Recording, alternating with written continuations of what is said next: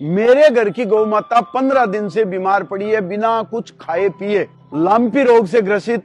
उसके बड़ी बड़ी गांठें गुमड़ियां हो गई है, जिसमें मवाद पड़ गया और कीड़े पड़ गए हैं। जब वो इतनी तड़प रही थी तो मेरे से दर्द देखा नहीं गया।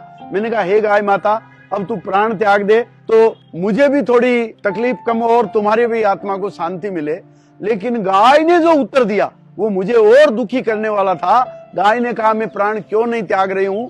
बताया कि मुझे तो मंजूर है लापी से लड़ जाना, लड़ते लड़ते सड़ जाना और सड़ते सड़ते तड़प तड़प कर मर जाना, लेकिन मरते मरते मुझे चिंता है उन सब की जो वर्षों से मेरे नाम से कमा कर खा रहे हैं, चंदे के धंधे से अपना घर चला रहे हैं। मेरी मौत के बाद उन सब का क्या होगा? अगर मैं मर गई तो तुम्हारा क्या होगा? अगर मैं मर गई तो तुम्हारा क्या होगा?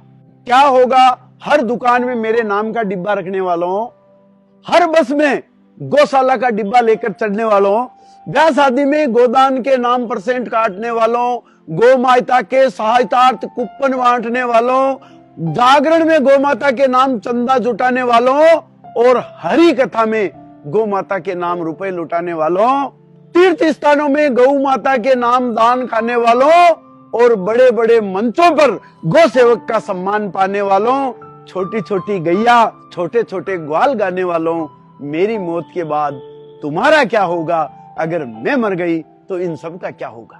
गौशाला से इनकम टैक्स के दाम बचाने वालों, गौशाला का सरकारी अनुदान उठाने वालों, गौशाला के बहाने गोचर जमीन दबाने वालों और गौशाला विकास के नाम पर चंदा उगाने वालों, गौशाला में गाय लाने पर दाम मांगने वालों और लावारिस गाय को लेने से इनकार करने वालों, अगर मैं नहीं बची तो फिर तुम्हारा क्या होगा? अगर मैं मर गई तो इन सब का क्या होगा? क्या होगा?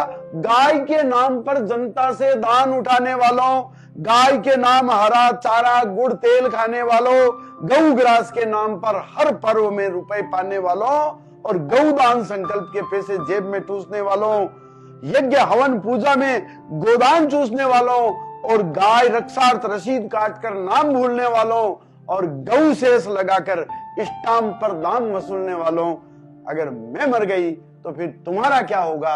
अगर मैं ना बची तो इन सब का क्या होगा? अरे क्या होगा? गोमांस पर बहन के लिए लंबी फेंकने वालों, कत्ल खानों पे राजनीति की रोटी सेकने वालों, गोमूत्र से असाध्य रोग का उपचार बताने वालों, गोबर से शुद्धि का संसार चलाने वालों, गाय पर हाथ फेरने से उद्धार बताने वालों, पूंछ पकड़कर वेतरनी पार लगाने वालों, 33 करोड़ देवी देवताओं का वास बताने वालों और गौ माता को राष्ट्र माता का दर्जा दिलाने वालों, अगर मैं ना बची तो फिर तुम्हारा क्या होगा? अगर मैं मर गई तो इन सब का क्या होगा? अरे क्या होगा? ये सिर्फ मैं नहीं मर रही हूं, मेरे साथ तुम सबकी रोजी रोटी और कारोबार मर रहा है। मुफ्त की चांदी चाटने वालों, तुम सबका रोजगार मर रहा है। अगर मैं मर गई तो नेताजी गाय के नाम पर वोट कैसे मांगोगे? अगर मैं मर गई तो पंडित जी गौ माता के नाम पर दान कैसे मांगोगे? अगर मैं मर गई तो दूधियों, नकली दूध के लिए दही छाछ कहां से लाओगे? और अगर मैं मर गई तो हलवाइयों मिलावटी मावा और पनीर कैसे बनाओगे? अरे अगर मैं मर गई तो मांसाहारियों फिर बीफ के लिए किसे काटोगे? और अगर मैं मर गई तो तुम सेक्युलरों हिंदू मुस्लिम को कैसे बांटोगे? अरे अगर मैं मर गई तो मरीजों तुम्हारे लिए दूध की आवक मंद हो जाएगी। और अगर मैं मर गई तो गाय के नाम पर चलने वाली सारी दुकानें बंद हो जाएगी। फिर क्या होगा? मैं मां हूं ना, मैं देख रही हूं बेबस आंखों से मरते मरते, याद आ रहा है समय बीता बीता मरते मरते। मैं देख रही हूं बेबस आंखों से मरते मरते, मुझे याद आ रहा है समय बीता मरते मरते।